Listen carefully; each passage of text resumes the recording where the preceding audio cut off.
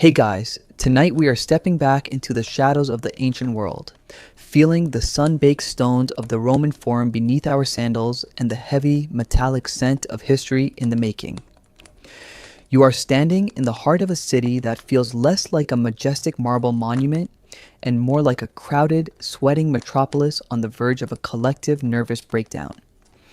The air is thick with the smell of roasting meats, open sewers, and the cheap wine of the Subura district. Just a heads up, if you were actually there, between the political purges and the lack of basic antibiotics, you probably won't survive this. But luckily, you are just a traveler in your mind tonight. So, before you get comfortable, take a moment to like the video and subscribe, but only if you genuinely enjoy what I do here. I would love to see where you are watching from and what time it is in your corner of the world, so drop those details in the comments. Now, dim the lights, maybe turn on a fan for that soft background hum, and let's ease into tonight's journey together. You find yourself walking through the streets of Rome around 50 BCE, and the first thing you notice is that the glorious Republic is, frankly, looking a bit rough around the edges. It is like a grand old mansion where the roof is leaking, the floorboards are rotting, and the owners are too busy arguing over who gets the biggest bedroom to notice the house is on fire. This is the rotten Republic. For centuries, Rome was governed by a delicate balance of power between the Senate and the people. But by the time you arrive, that balance has tilted into a pile of pure, unadulterated greed. Imagine a government that operates less like a democracy and more like a high-stakes poker game where everyone is cheating. The senators are essentially the ultimate corporate raiders of the ancient world, squeezing every last sestertius out of the provinces to fund their lavish villas and their massive, ego-driven political campaigns. Despite this corruption, the machinery of the state is weirdly functional. You pass by a massive public building, and inside, the library and administrative offices are buzzing with a precision that would make a modern bureaucracy blush. It is one of those historical ironies. The politicians are self-serving and the streets are dangerous, but the paperwork is immaculate. Historians still argue whether the Republic's fall was inevitable due to these deep structural flaws or if it just needed one strong person to come along and tip it over the edge. You watch as a clerk meticulously files a record of grain imports. It is efficient, cold, and utterly disconnected from the chaos brewing in the streets outside. Then, there is the man everyone is talking about, Gaius Julius Caesar. If the Roman Senate is a stagnant pond, Caesar is the boulder someone just dropped into the middle of it. You see his face everywhere, not just on coins, but in the way people talk about him in the markets. He is talented, incredibly charismatic, and he actually gets things done, which is a terrifying trait for a politician to have in a world of deadlocked committees. Think of him as the ultimate disruptor, the ancient equivalent of a tech mogul who decides he is tired of the old rules and wants to rewrite the operating system of the entire world. He has just finished the conquest of Gaul, which was basically a decade-long exercise in aggressive expansion that made him unimaginably wealthy and gave him a veteran army that loved him more than they loved the state. To the average Roman citizen, Caesar is a hero. He promises land reform and cheaper food. He is the guy who finally understands that the little guy is tired of being ignored. But to the Senate, he's a nightmare wrapped in a high-quality wool toga. They see his popularity as a direct threat to their traditional power. They want him to come home, give up his army, and stand trial for some legal technicalities from years ago. It is essentially the world's most dangerous game of chicken. Caesar knows that if he returns to Rome as a private citizen, his enemies will eat him alive. They aren't looking for justice. They are looking for a way to get rid of the guy who is making them look bad. As you wander toward the outskirts of the city, the tension is palpable. The Roman Republic was built on the idea that no one man should ever have too much power. It was a culture that absolutely loathed the idea of a king. For Romans, the word rex was the ultimate four-letter word. Yet, here's Caesar standing at the head of 13 legions looking toward the Rubicon River. Modern comparisons are easy here. It is like a general today deciding to march their troops into the capital because they didn't like the results of an election. It is the moment when the polite part of politics ends and the raw, cold reality of power begins. The Roman men you pass are busy with their daily lives, perhaps worrying about a toothache. Quirky bit of history for you. If you had a cavity in the 1st century BCE, you might be treated with a mixture of crushed mice and honey. Medicine back then was really just polite torture with a theology degree. You can almost feel the phantom itch of those woolen garments as you watch a group of soldiers talk in low voices. They aren't talking about the Senate, they are talking about their commander. They are talking about the man who shared their rations and slept on the hard ground next to them. The crossing of the Rubicon is the point of no return. You imagine the splash of the water against the horse's legs as Caesar utters those famous words. The die is cast. It is not just a military move. It is a declaration that the old world is dead. The civil war that follows is a whirlwind that sweeps across the Mediterranean. You follow the news like a modern person refreshing a social media feed. Caesar versus Pompey. The old guard versus the new force. When Pompey is eventually defeated, it isn't just a win for Caesar, it is the final nail in the coffin of the old Republican dream. Now, Caesar is back in Rome, and he isn't just a general anymore. He is the master of the world. He starts implementing changes that the Senate had blocked for decades. He reforms the calendar. The reason we have a July is literally because of his ego, and he begins reorganizing the grain supply. It is all very tangible and results-oriented. But as he sits in the Senate House, you can see the eyes watching him. The resentment is thick enough to choke on. He has been declared eternal dictator, a title that sounds a lot like king to anyone listening closely. The Senate feels like a group of middle managers who have just been told their department is being liquidated. They are desperate, they are angry, and they are starting to meet in secret. The rotten republic has finally collapsed, and in its place is a man who thinks he can hold the world together by sheer force of will. But as you watch him walk through the forum surrounded by a crowd of admirers, you can't help but notice the small groups of men whispering in the shadows, their hands resting nervously on the hilts of their daggers hidden beneath their togas. The stage is set for a tragedy that will echo for 2,000 years, and you are right there, witnessing the last breaths of an era. You stand on the muddy, unremarkable banks of the Rubicon, a small river that looks more like a drainage ditch than a boundary that will change the world. The air is damp, and the ground beneath your sandals is slick with the kind of winter slush that makes you question every life choice that led you to a military career. Ahead of you, the man himself, Gaius Julius Caesar, is staring across the water. He isn't wearing a golden crown yet, but he has that look. The one that says he has already processed every possible outcome and decided he is the only one who can handle the fallout. To his left, the soldiers of the 13th Legion are shivering, their woolen cloaks smelling like wet sheep and wood smoke.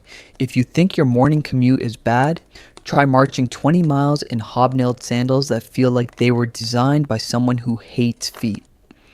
This is the moment of the ultimate illegal move in the Roman political playbook. By crossing this river with his army, Caesar is effectively hitting the delete button on his own legal safety. It is a gamble so massive it makes modern high-stakes poker look like a game of Go Fish.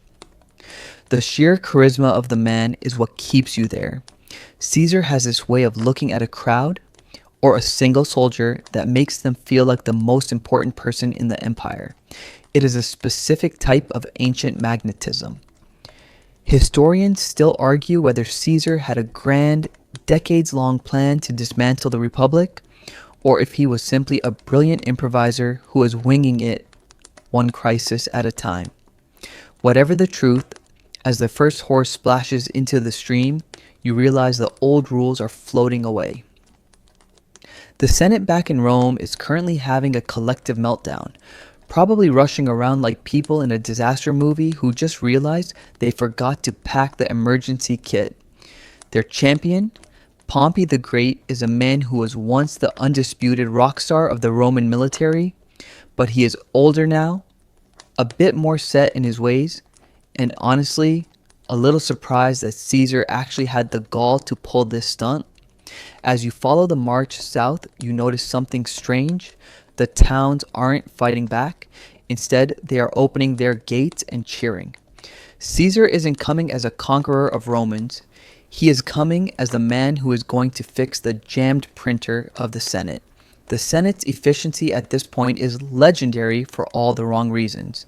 It is basically a machine designed to produce nothing but hot air and expensive lawsuits. Caesar's letters to the Senate during this period are the ancient equivalent of a passive-aggressive email thread that ends with one person BCCing the entire company on a resignation letter that burns every bridge in sight. He is presenting himself as the victim, the man who just wanted to serve his country but was forced into this by a bunch of out-of-touch elites. It is a narrative that works perfectly, especially when you consider that his soldiers haven't been paid in months and are looking for someone to blame. The civil war that follows is a Mediterranean-wide tour of chaos. You find yourself on a ship heading toward Greece, feeling the salt spray on your face and the distinct lack of luxury that comes with ancient naval travel. The Battle of Pharsalus is the big showdown, and it is a masterpiece of tactical, big-brain energy. Pompey has the numbers, the high ground, and the backing of the legitimate government. Caesar has a bunch of hungry, grumpy veterans and a plan that involves using his fourth line of infantry like a hidden trap card. When the dust settles and Pompey's cavalry is routed, the spirit of the old Senate doesn't just break, it shatters into a million jagged pieces. You can see it in the eyes of the captured aristocrats. The realization that their titles and their family trees don't mean a thing when faced with the man who has decided to rewrite the dictionary. Speaking of rewriting things, you eventually follow Caesar to Egypt, which is a bit of a detour, but a necessary one for the plot. While there, you encounter the famous rug incident with Cleopatra, though in reality it was probably a laundry sack. It is a reminder that Caesar is just as much a celebrity as he is a general. He is essentially the first person to treat his life like a reality show where he is the lead, the director, and the executive producer. This is the period where he starts to lean into his eternal dictator persona. One quirky tidbit about Caesar during this rise is his extreme vanity regarding his thinning hair. He was so self-conscious about his receding hairline that he became obsessed with wearing his laurel wreath at all times, tilting it forward to cover the bald spots. It's comforting to know that even the man who conquered Gaul was worried about his look on the ancient equivalent of social media. By the time you return to Rome for Caesar's fourfold triumph, the city is a different place. The air is thick with the scent of incense and the pungent aroma of Roman laundry, which, as a fun fact for your late night thoughts, was cleaned using aged human urine because of its ammonia content. Imagine a city that smells like a massive, sun-warmed litter box, and you have the true aroma of empire. Caesar is riding in a golden chariot, his face painted red like the god Jupiter, while a slave stands behind him whispering that he is only a man. It is a nice sentiment, but nobody is buying it. The Senate is forced to give him honors that border on the divine. They give him the right to wear the purple triumphal dress at all times and sit in a golden chair. They are basically handing him the crown while crying about how much they hate kings. You see him walking through the forum now, and he doesn't look like a politician anymore. He looks like an institution. He is launching massive building projects, fixing the grain dole, and even reorganizing how time itself works. But the charismatic ascent has a dark side. The Senate isn't just broken, it is humiliated. Every time Caesar grants clemency to a former enemy, it isn't seen as a gift, it is seen as a flex. He is showing them that their lives only continue because he allows it. It is the ultimate power move, and it creates a resentment that is far more dangerous than open rebellion. You watch a group of senators standing near the new Julian Forum, and even through the haze of your sleepy imagination, you can feel the coldness in their stares. They aren't looking at a hero, they are looking at a glitch in the Roman system that they need to patch as soon as possible. The charisma that won over the legions is now the very thing that is isolating him from his peers. He has ascended so high that there is nowhere left to go but down, and the daggers are already being sharpened in the quiet villas of the Roman hills. You are standing in the shadow of the theater of Pompey, feeling the heavy, humid air of a Roman morning cling to your skin. The year is 44 BCE, and the atmosphere in the city has shifted from the frantic energy of civil war to a strange, suffocating stillness. It's like that moment before a massive summer thunderstorm breaks. Everything is too quiet, and the birds have stopped singing. Caesar has just been declared dictator perpetuo, or dictator for life. In a culture where the very idea of a permanent ruler is enough to make a Roman skin crawl, this isn't just a political title, it's a theological crisis. You see him pass by on his way to a public meeting, and the sheer scale of his ego is starting to manifest in his wardrobe. He's wearing the high red boots of the ancient Alban kings, a fashion choice that is about as subtle as a sledgehammer. It's the ancient version of a CEO showing up to a board meeting wearing a literal crown and expecting everyone to just act like it's casual Friday. The cause of the coming catastrophe is rooted in a single, terrifying word: Rex. To you, king might just be a character in a deck of cards or a fantasy novel, but to a Roman of the 1st century BCE, it represents the ultimate trauma. Their republic was founded on the literal expulsion of kings, and the ghost of that ancient hatred still haunts every marble pillar in the Forum. You watch as Caesar sits in his golden chair, and you can practically hear the grinding of teeth from the senators nearby. They fear that the republic isn't just rotten anymore, it's being replaced by a monarchy. Historians still argue whether Caesar actually wanted to be king or if he was just testing the waters to see how much power he could hoard before the container burst. There was that famous incident at the festival of Lupercalia, where Mark Antony tried to place a diadem on Caesar's head not once, but 3 times. Caesar refused it each time to the cheers of the crowd, but the conspiracy theorists in the Senate saw it for what it was: a staged PR stunt that went slightly sideways. Enter the masterminds of the plot. You see Cassius moving through the crowds, his face tight and his eyes darting like a man who hasn't slept in weeks. Cassius is the engine of the conspiracy, fueled by a potent cocktail of personal vendetta and genuine political jealousy. He's the kind of guy who remembers every slight, every promotion he didn't get, and every time Caesar looked over his head to talk to someone more important. If Caesar is the sun, Cassius is the cold, dark vacuum of space waiting to swallow him. But Cassius knows that a bunch of grumpy senators killing a popular dictator looks like a common street brawl. He needs a brand. He needs a face for the movement that represents the old Roman virtues, someone whose very name carries the weight of history. That name is Marcus Junius Brutus. You observe Brutus in his study, surrounded by scrolls and the busts of his ancestors. He is a man of high moral standing, a stoic who takes his principles very seriously, sometimes too seriously. He's also Caesar's close friend. Some even whispered he might be Caesar's illegitimate son, though that's likely just ancient tabloid gossip. Cassius plays Brutus like a finely tuned liar. He leaves anonymous notes on Brutus's praetor's chair, claiming the people are crying out for a new liberator. He reminds Brutus that his ancestor was the one who drove out the last Roman king centuries ago. It's a masterful bit of psychological manipulation. Brutus is being told that his lineage demands he commit a murder for the greater good. It's the classic noble justification for a dark act. I don't hate the man, but I love the Republic more. It's a bit like saying you're burning down the house to save the curtains, but Brutus is fully bought into the tragedy of his own heroism. As the conspiracy grows to over 60 members, the logistics become a nightmare. Imagine trying to keep a secret when 60 of the most talkative, ego-driven men in the world are involved.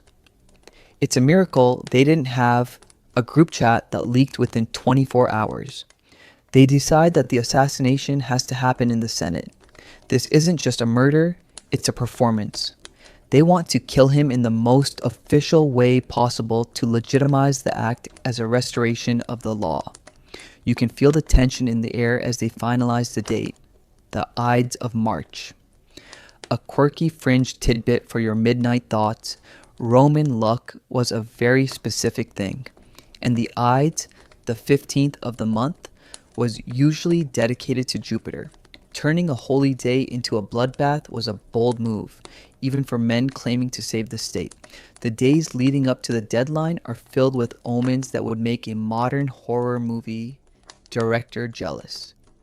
You hear the stories circulating through the Roman markets: strange lights in the sky, a bird of prey being torn apart by other birds, and Caesar's wife, Calpurnia, having nightmares about their house collapsing. In the ancient world, dreams weren't just subconscious noise.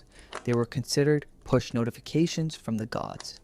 Caesar himself is reportedly feeling unwell, suffering from the falling sickness, which many modern doctors believe was epilepsy or perhaps a series of mini strokes caused by his high-pressure lifestyle. Medicine is really just polite torture with a theology degree, so his doctors probably suggested something like eating a specific type of dried liver while standing on one foot. Despite the mounting dread, Caesar remains stubbornly committed to his schedule. He's planning a massive military campaign against the Parthians and needs to settle affairs in Rome before he leaves. You see him dismissing his Spanish bodyguard, claiming that it's better to die once than to live in constant fear. It's a classic tough guy move that looks incredibly foolish in hindsight. The conspirators are terrified he'll find out. One of them, Decimus Brutus, is actually one of Caesar's closest confidants and is even named in his will. The level of personal betrayal here is staggering. It's the ultimate et tu setup. Decimus is the one who eventually convinces Caesar to ignore the bad vibes and the unlucky day, telling him the Senate is waiting to grant him even more honors. You watch the sun rise on the 15th of March. The city feels normal, but underneath the surface, 60 men are concealing daggers beneath their heavy woolen togas. The itchy wool must be driving them crazy in the heat, adding to their nervous agitation. They aren't just killing a man, they are trying to kill an idea, the idea that one person can be the center of the universe. But as you'll soon see, ideas are much harder to stab than flesh and bone. The Senate floor is being swept, the incense is being lit, and the trap is set. Caesar is walking toward the meeting, and the momentum of history is now a freight train with no brakes. You can almost feel the heartbeat of the city skipping a beat as he crosses the threshold of the portico. The morning of the Ides of March begins with a sky the color of a bruised plum. You are standing outside Caesar's house on the Palatine Hill, watching the flickering torches catch the nervous sweat on the faces of his attendants. Inside, the atmosphere is suffocating. Calpurnia, Caesar's wife, is pleading with him to stay home. She's had a nightmare that the pediment of their house collapsed, the ancient equivalent of a system failure alert, and she is convinced that if he steps outside today, he isn't coming back. Caesar is torn. He's a man of reason, or at least he likes to think he is, but even a dictator isn't immune to the bad vibes of a woman who has spent the last decade watching his back. For a moment, he actually agrees to cancel the Senate meeting. He's going to stay in his pajamas, so to speak, and let the Republic govern itself for 24 hours. But history is a persistent thing. Decimus Brutus, the man Caesar trusts like a brother, arrives at the door. He's one of the conspirators, and he knows that if Caesar doesn't show up today, the whole plot will likely leak by sunset. Decimus uses the ultimate weapon against a man like Caesar, his ego. He mocks the idea of a great general staying home because of a woman's dream. He tells Caesar the Senate is ready to vote him the title of king everywhere outside of Italy. It's the perfect lure. Caesar, driven by a whirlwind of emotion, pride, and perhaps a touch of main character syndrome, decides to go. As you walk behind his litter through the crowded Roman streets, you see a man named Artemidorus try to hand him a scroll containing the names of the conspirators. Caesar, busy greeting well-wishers, tucks it into his belt to read later. It's the ultimate unread notification that would have saved his life. You follow the procession into the theater of Pompey, where the Senate is meeting because Caesar's own forum is still a construction zone. The irony is thick enough to choke on. Caesar is about to meet his end at the feet of a statue of his greatest rival, Pompey. As he enters, the senators rise in a show of forced respect. You notice a group of men closing in on him, led by Tullius Cimber, who is feigning a petition for his exiled brother. They aren't just standing near him, they are crowding him, invading that personal bubble that a man of his stature usually keeps as wide as a provincial border. When Caesar tells Cimber to wait, the man grabs Caesar's toga, pulling it down from his shoulders. This is the signal. Caesar shouts, "Why? This is violence." And that's when the first dagger, held by Casca, strikes him in the neck. It isn't a clean cinematic death, it is a messy, desperate scuffle. You watch in horror as 23 daggers begin to rise and fall. The conspirators are so frantic that they actually end up stabbing each other in the confusion. Caesar is fighting back at first, using his sharp metal stylus like a pen that's run out of ink and decided to choose violence. But then he sees him. Marcus Brutus, the man he had forgiven, the man he had promoted, the man he treated as family. When Caesar sees Brutus with a blade drawn, something inside him simply gives up. He stops fighting. He pulls his toga over his head, choosing to die with dignity rather than staring into the eyes of such a profound betrayal. The famous Et tu, Brute is likely a poetic invention of later playwrights, but the silence that followed his realization was far louder than any scream. Caesar falls at the base of Pompey's statue, which is quickly becoming splattered with the blood of the man who had supposedly won the Civil War. The conspirators, covered in gore, expect the Senate to erupt in cheers.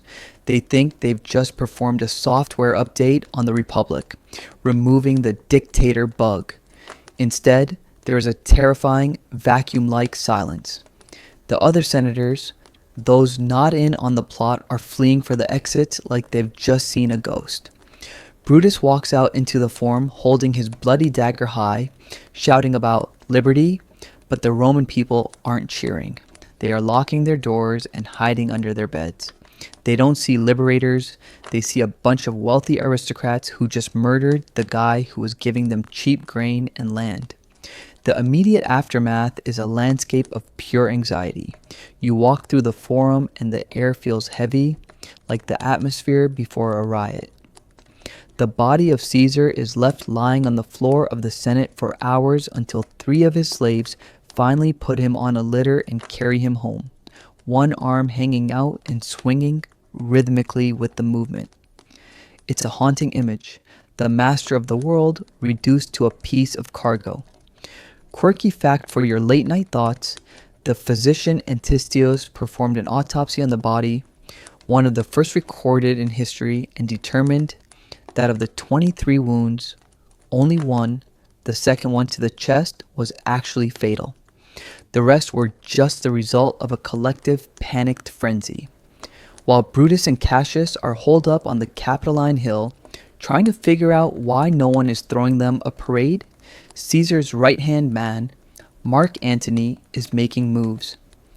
Antony managed to escape the Senate undercover, but he quickly realizes that the conspirators have no plan for the day after. They killed the man, but they forgot to kill the system. Antony secures Caesar's will and his private papers. He realizes that Caesar hasn't just left money to the Roman people. He's adopted his grandnephew, a skinny, sickly 18-year-old named Octavian, as his son and heir. Historians still argue whether Caesar intended for Octavian to succeed him or if the kid was just a backup plan he never thought he'd need. You stand in the Forum a few days later for Caesar's funeral. The mood is electric. Antony stands over the body and begins his eulogy. He doesn't just talk, he performs. He shows the crowd the bloodstained toga, pointing out every single tear made by the daggers. He reads the will, revealing that Caesar left a significant sum of money to every single Roman citizen. The crowd transforms from a grieving mass into a vengeful mob. They start tearing apart the wooden benches of the Forum to build a funeral pyre right then and there. They start hunting for the conspirators, who are now realizing that saving the Republic has made them the most hated men in Rome. The assassination didn't restore the Republic, it just created a power vacuum that nature and Octavian is about to fill with a vengeance.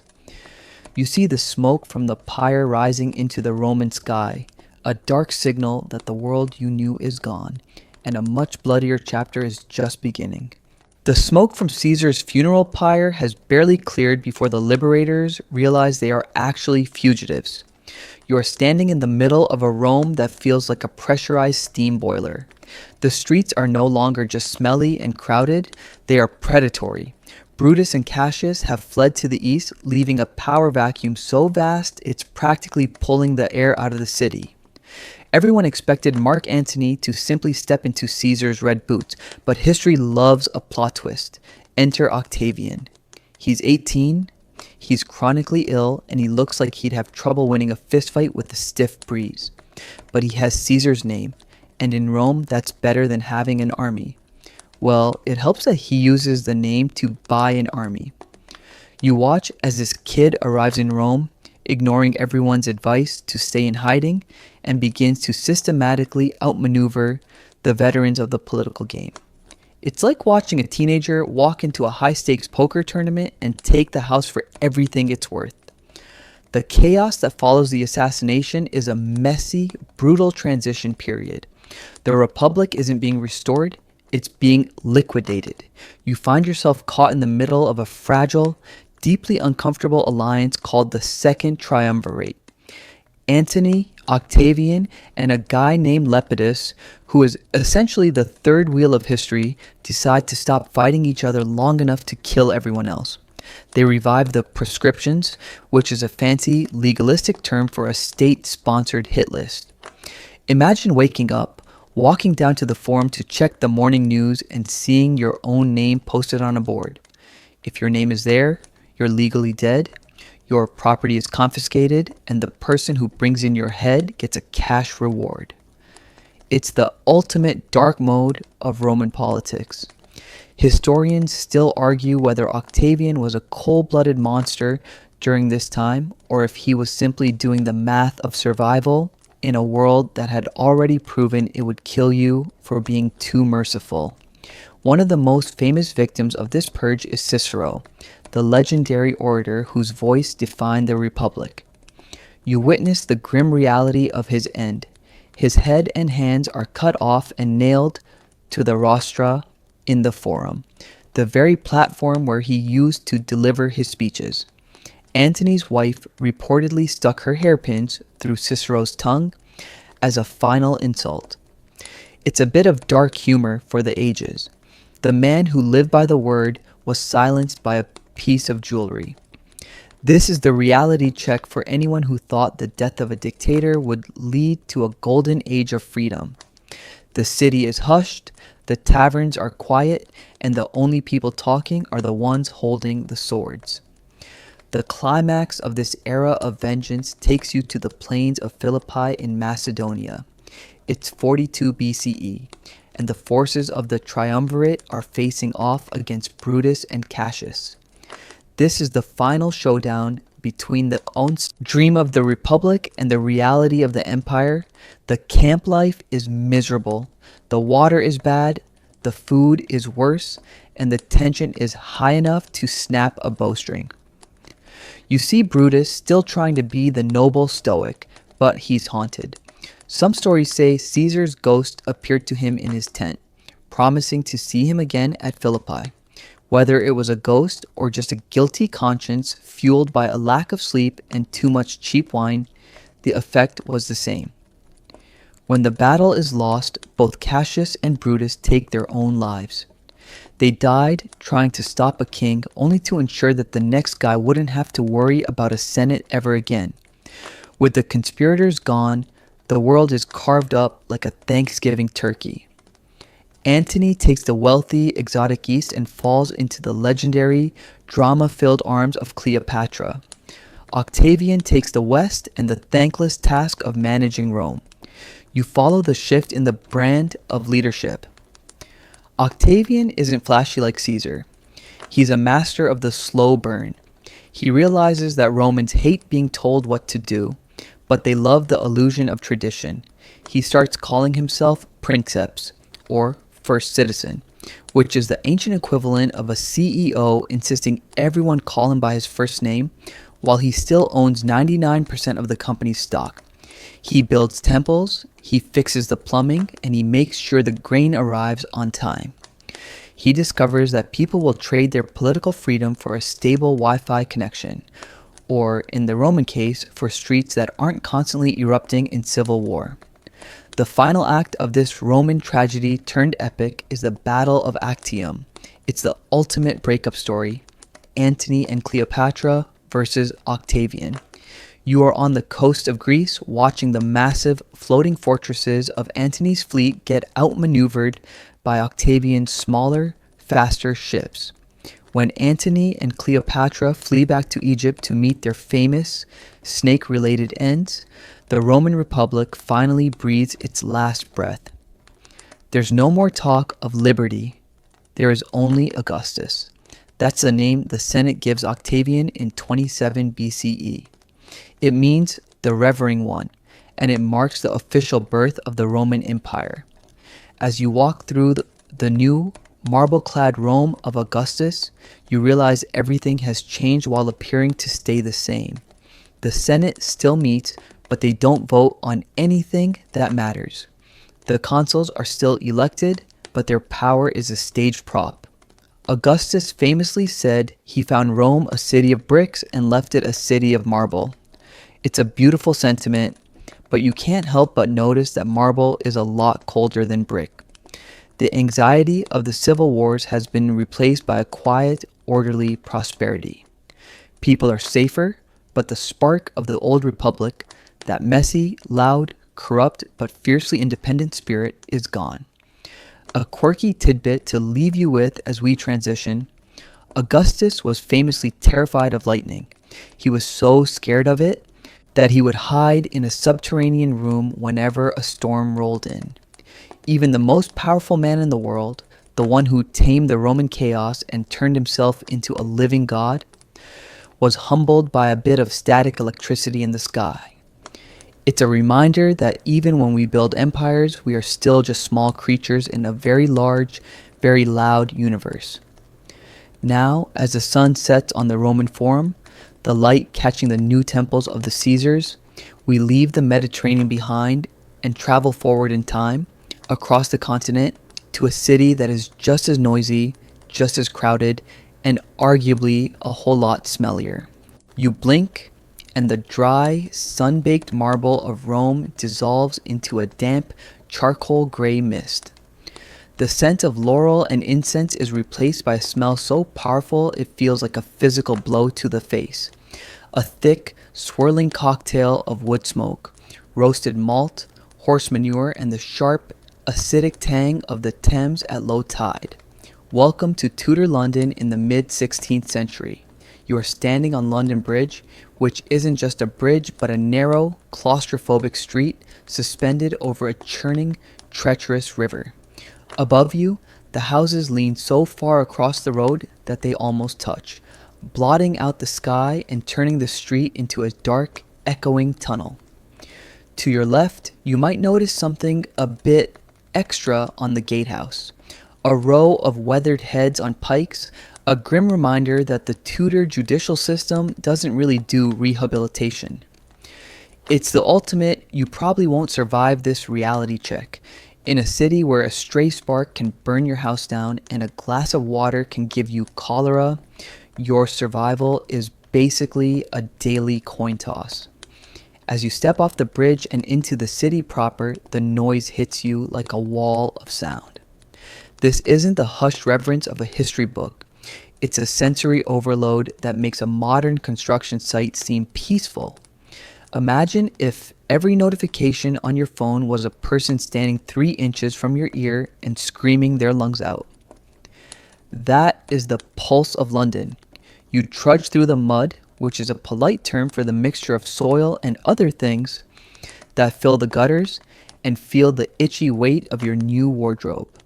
Gone are the breezy Roman togas. Now you're wrapped in stiff wool, linen that never quite feels clean, and leather boots that pinch in all the wrong places. If the Romans were all about the grace of the drape, the Tudors are all about the structure of the struggle. The environment of London is a living, breathing beast. The city is tiny compared to a modern metropolis, packed tightly within its ancient Roman walls, but it's bursting at the seams. You see houses built on top of houses, leaning at precarious angles like a game of Jenga played by a giant who's had a few too many ales. There are no quiet neighborhoods here. Even the grandest mansions of the nobility are nestled right up against the filthiest workshops. Historians still argue whether the extreme density of London was the primary cause of its frequent plague outbreaks, or if the city's lack of a centralized waste system was the real smoking gun. Either way, as you navigate a narrow alleyway called a turn again, you realize that social distancing is a physical impossibility. You are constantly brushing shoulders with merchants, friars, pickpockets, and the occasional stray pig. Speaking of social life, everything in this city revolves around the commons. Since your tiny, timber-framed room is likely dark, damp, and shared with several generations of bedbugs, you spend your time in the streets and the taverns. You pass a public fountain, a conduit, where women are gathered with lead buckets to collect water and trade the latest gossip. This is the Tudor equivalent of a social media feed. If you want to know who's being audited by the guilds or which neighbor has been seeing spirits, this is where you go.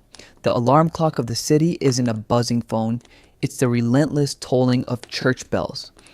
London has over 100 churches, and they all seem to have a different opinion on what time it is, creating a rolling, metallic cacophony that marks the beginning and end of every workday. One quirky tidbit for your sleepy imagination. In Tudor London, the color of your clothes wasn't just a fashion choice, it was a legal requirement. Sumptuary laws dictated exactly what fabrics and colors you could wear based on your social rank. If you were a commoner caught wearing silk or a certain shade of purple, you weren't just a fashion victim, you were a criminal. It's like being arrested today because your shoes are too expensive for your tax bracket. You look down at your own plain, russet-colored wool and feel a strange sense of relief that you aren't fancy enough to be a target. The sensory language of this place is dominated by the olfactory. You pass a dyer's shop and the smell of fermenting woad and stale urine used as a mordant for the fabric is enough to make your eyes water. Then, a few steps later, the aroma changes to the heavenly scent of a bakehouse, the smell of fresh manchet bread briefly masking the stench of the open kennels or gutters. It's a roller coaster for your nose. You see the street vendors beginning their daily performance. They don't just sell things, they perform cries. You hear the cherry ripe of the fruit seller and the rhythmic "Collie my cow" of the milkmaid. It's an incessant, melodic hawking that creates a sonic layer over the city. A constant reminder that in London, if you aren't selling, you aren't surviving. As the sun begins to dip behind the spire of Old St. Paul's Cathedral, which, by the way, is so massive it looks like it belongs in a different dimension, the city changes. The legitimate noise of the day starts to give way to the dark side. You notice the Codex Doctor moving through a side street, his long black robe trailing in the muck and his iconic bird mask casting a long, terrifying shadow. To the tutors, he's a harbinger of death, a figure of fear who appears when the sweating sickness or the plague returns to claim its tithe. Medicine in this era is really just polite torture with a theology degree, and that mask is stuffed with herbs like lavender and camphor because they believe disease is carried by miasma or bad smells. Looking around at the gutters, they aren't exactly wrong about the smells being bad, but the mask won't save them. The taverns are starting to fill up now, the golden light of tallow candles spilling out onto the cobblestones. You hear the clink of pewter tankards and the rough laughter of laborers. This is the heart of Tudor social life, the place where the pulse of the streets becomes a steady, rhythmic throb of community. Whether you are a sailor just off a ship from the New World or a local apprentice skipping out on your chores, the tavern is the great equalizer. You find a spot on a bench that's probably seen better centuries, and as you watch the fire crackle in the hearth, you realize that despite the danger and the dirt, there is a fierce, desperate vitality to this city. It's a place that is constantly rebuilding itself, constantly shouting and constantly moving. You close your eyes for a moment, letting the sound of a distant lute and the nearby argument over a card game lull you into the rhythm of 16th century life, knowing that tomorrow the cries of the vendors will start the whole beautiful, smelly cycle all over again. You are standing at the edge of the Billingsgate Wharf, and if you thought the smell of the city center was intense, this is a whole new level of olfactory adventure. The air here is so thick with the scent of salt, slime, and ancient scales that you feel like you could almost chew it. This is the domain of the fisher, but specifically the fishwives of London, and let me tell you, these women are the undisputed queens of the waterfront. They are bold, they are strong, and they possess a vocabulary that would make a Roman legionary blush.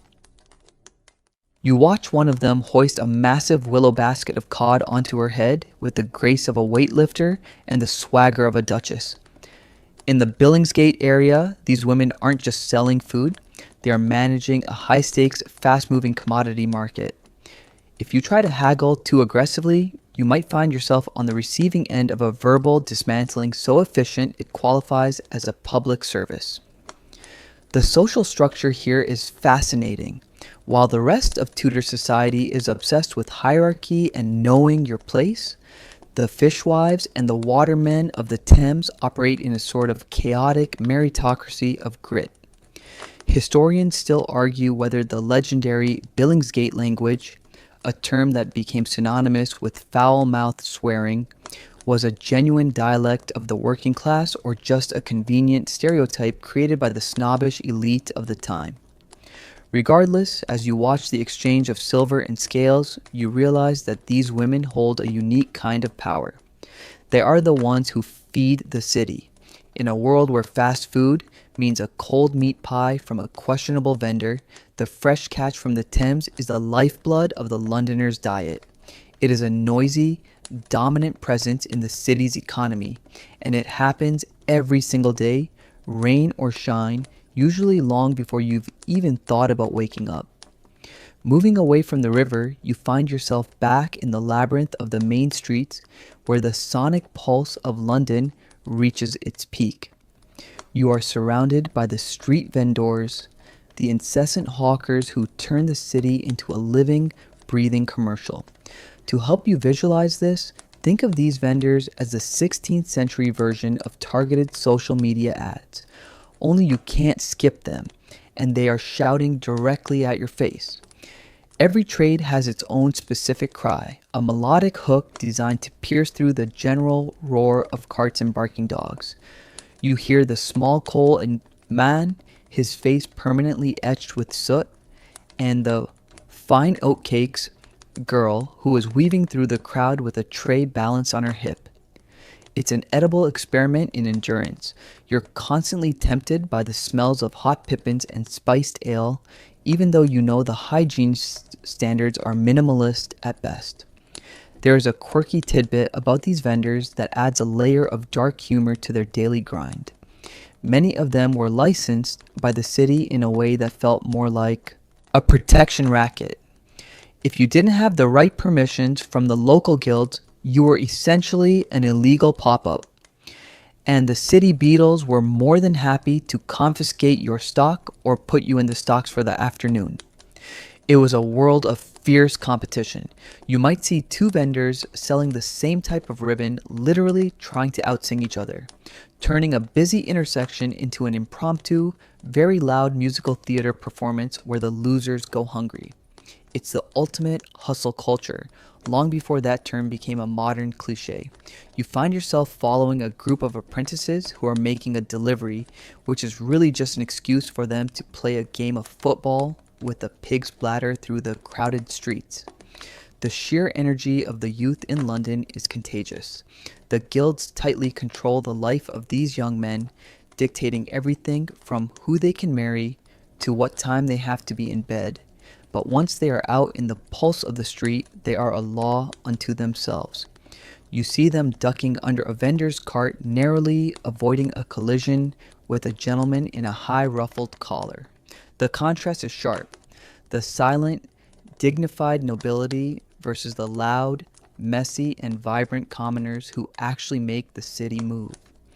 One mainstream historical fact that often gets overlooked is just how international Tudor London really was.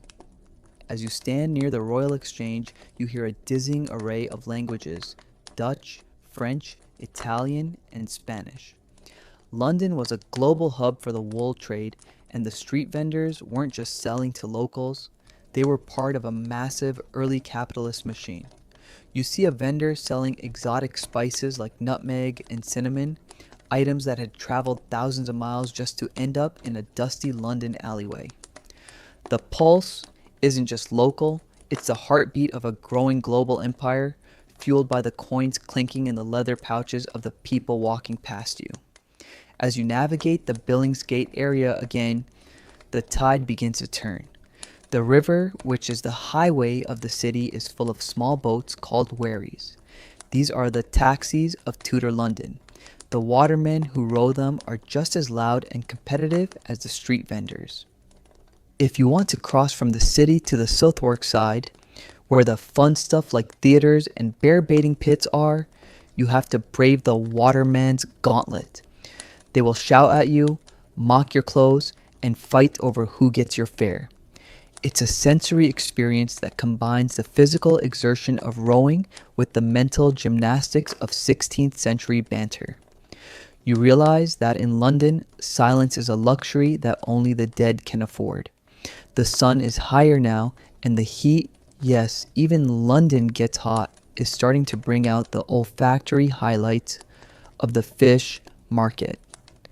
You decide it's time to move toward the center of the city, leaving the bold fishwives and their mountains of herring behind. But the sound stays with you.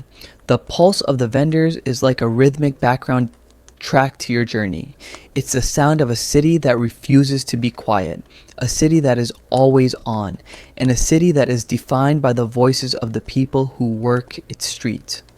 You trudge forward, your boots clicking on the uneven stones, feeling like a small part of a much larger, much louder story that never seems to take a breath. It's exhausting, it's smelly, and it's undeniably alive. As you turn a corner, the smell of fresh hops begins to waft toward you, signaling that you're approaching the social heart of the city, the tavern, where the noise finally settles into the steady hum of 100 conversations held over 100 pints of ale. You find yourself standing at a crossroads in the late afternoon, the shadows of the timbered houses stretching like long spindly fingers across the mud. The noise of the street vendors is beginning to thin out, but a new, more somber sound takes its place. The rhythmic, heavy clop of a horse-drawn cart and the low, muffled ringing of a handbell.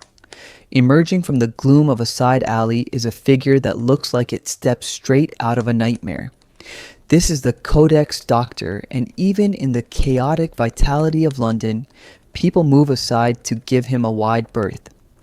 He wears a heavy leather cloak coated in wax, designed to keep the poisoned air from soaking into his clothes. But it's the mask that haunts you, a long, curved beak that makes him look like a predatory bird. To help you visualize this, he's like a macabre steampunk version of a modern hazmat suit. Only, instead of filtered oxygen, that beak is stuffed with dried roses, lavender, and spices.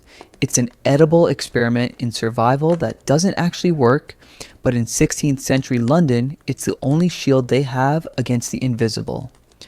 The black side of the city isn't just about the physical darkness of the night. It's the constant, looming presence of the plague. Medicine in this era is really just polite torture with a theology degree, and the doctor is more of a statistician than a healer. He carries a long wooden wand, which he uses to poke at patients or move their clothing without actually touching them, the ultimate Tudor version of social distancing. Historians still argue whether these doctors actually provided any medical benefit or if their presence simply served as a psychological alarm clock, letting a neighborhood know that death had officially moved in next door. One quirky tidbit: the doctors often demanded high fees from the wealthy, but were paid by the city to treat the poor, making them some of the first public health officials, albeit very terrifying ones. Seeing one of them is you probably won't survive this reality check that reminds you how fragile life is in a world without germ theory. As the doctor disappears into the mist, you feel a desperate need for some warmth and human company to shake off the chill. You follow the sound of a rowdy fiddle and the golden glow of lantern light into a tavern. The transition is instant. You step over the threshold and are hit by a wave of heat, the smell of roasted pork, and the sweet, heavy aroma of small beer. Taverns are the true social centers of Tudor London, the places where the pulse of the street turns into a roar of conversation. Unlike the high nobility who stay in their private palaces with their own musicians and chefs, everyone else, from the master carpenter to the lowly stable hand, gathers here. It's the 16th century version of an internet forum, a place where news is shared, business deals are sealed with a handshake, and politics are discussed with a dangerous level of honesty. You find a seat on a long, rough-hewn bench next to a group of sailors who are arguing over a game of tables, an early version of backgammon. The ale here is served in pewter tankards that feel satisfyingly heavy in your hand. In Tudor London, beer wasn't just a treat, it was a necessity. Since the water in the Thames was essentially a liquid biohazard, the fermentation process of brewing was the only thing making the local beverages safe to drink. You take a sip and realize it's thicker and more nutritious than modern beer. It's liquid bread that fuels the city's labor. One quirky fringe tidbit for your late night thoughts: some taverns actually used a passing cup, a massive communal vessel that everyone at the table would drink from. If you're worried about germs, this is the part where you try not to think about it and just enjoy the communal vibe.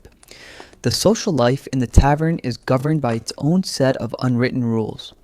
There's a hierarchy, of course, but it's a fluid one. You might see a wealthy merchant buying around for his apprentices, or a local poet reciting verses in exchange for a free meal.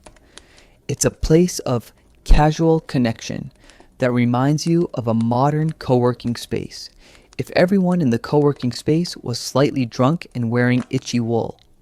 However, the dark side of the tavern is never far away. As the night goes on, the gambling gets more intense, and the moonlight bandits who haunt the alleys outside start to look for easy targets, leaving the warmth of the hearth. You notice a man in the corner with a scarred face and a quiet demeanor. He's a clapper dudgeon, a professional beggar who's likely scouting the room for a purse to snip. Despite the danger, there is a sense of belonging here that you don't find in the lonely marble halls of Rome. The tavern is where the Codex Doctor and the fear of the plague are forgotten, if only for an hour.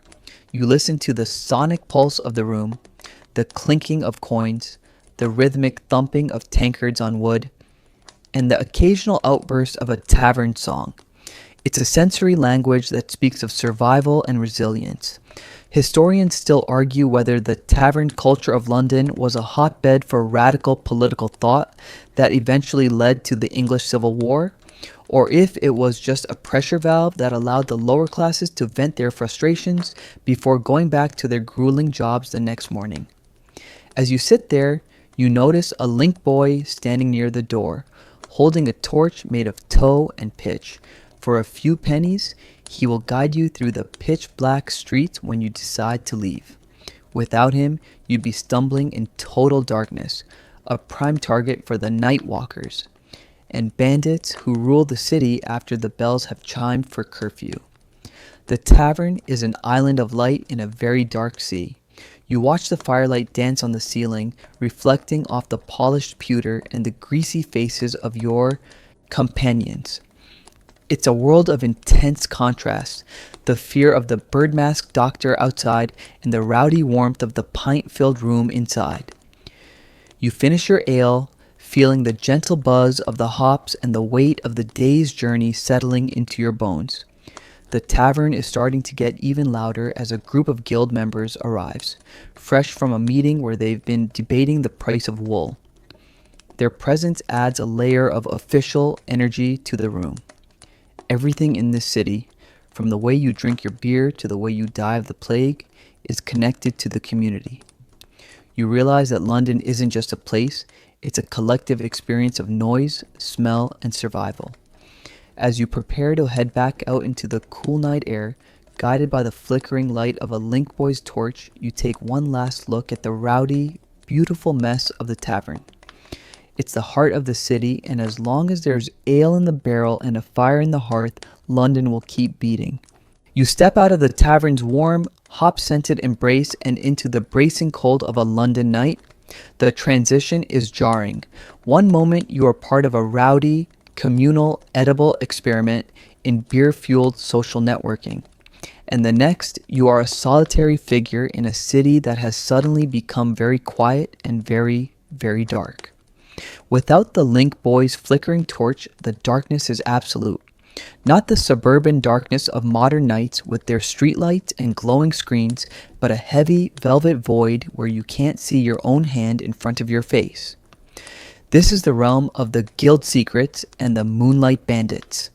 The city's guilds, those powerful organizations that control every manufactured good from a leather shoe to a silver spoon, have retreated into their grand halls. But even in the dark, their influence is everywhere. Every apprentice sleeping under a workbench is dreaming of the day they become a freeman of their guild, a status that offers the only real social security in a world of cutthroat competition. The guilds are the invisible skeletal structure of London life. They are essentially the ancient version of a combination between a labor union, a regulatory agency, and a secret society. If you wanted to be a baker, you didn't just buy an oven and start kneading dough. You had to spend 7 years as an apprentice, basically acting as a glorified servant, before you could even think about being a journeyman. Historians still argue whether these guilds were a brilliant way to ensure high-quality craftsmanship or a restrictive monopoly that stifled innovation and kept the poor in their place. As you navigate the turn-again alleys, you pass the shuttered storefronts of the goldsmiths and the merchant tailors. These groups tightly control the life of the trade, even setting the prices of goods. It's like living in a world where the price of a coffee is legally mandated by a council of baristas who have the power to put you in a cage if you charge a penny less. But while the guild masters are tucked away in their comfortable beds, the dark side of London is wide awake. Nighttime in the 16th century is a world of bandits, danger, and illegal activities.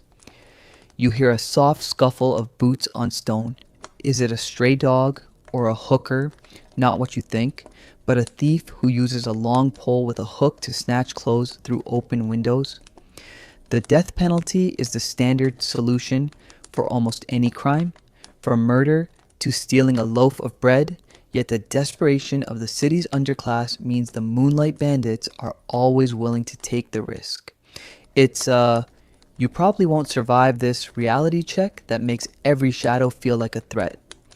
You pull your itchy wool cloak tighter around you, wishing you had the protection of a Roman legionary's shield. One quirky bit of fringe history for your midnight thoughts. There was a specific class of criminal called the Upright Man, who was essentially the CEO of a local band of thieves and beggars. These groups had their own secret language called canting, which allowed them to discuss their crimes right in front of the authorities without being understood. It's the Tudor version of encrypted messaging. If you heard someone talk about filching a dutter's peck, you wouldn't know they were planning to steal a peddler's food, but to a member of the London underworld, it was as clear as a modern text.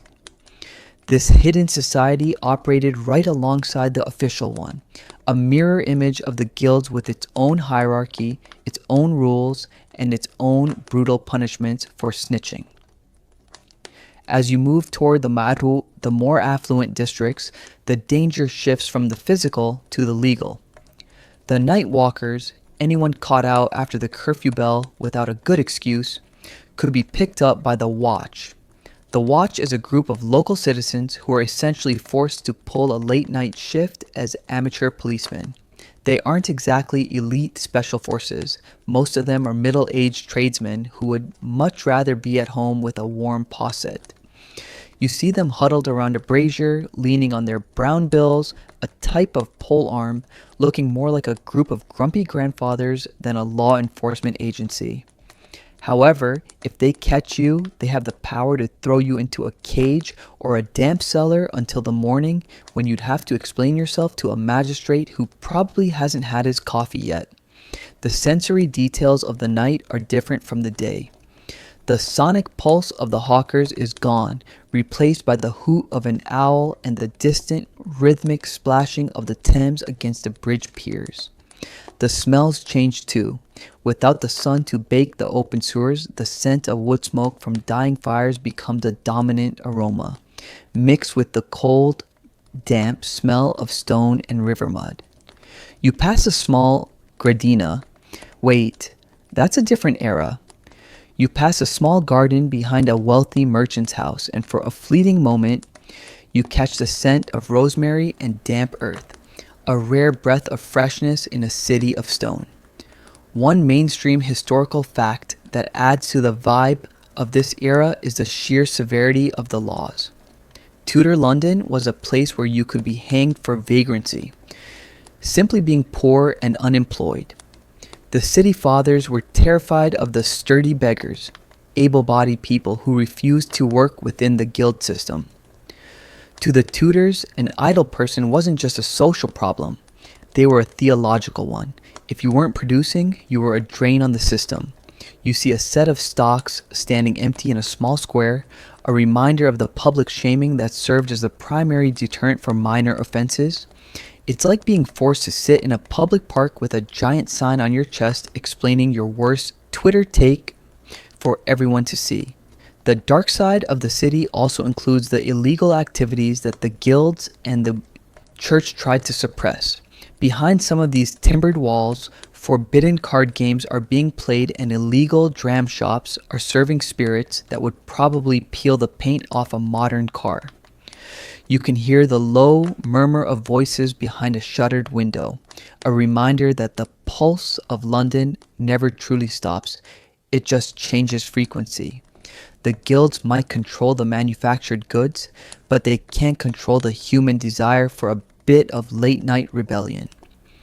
As the first hint of gray begins to touch the eastern sky, the moonlight bandits retreat to their holes and the apprentices begin to stir.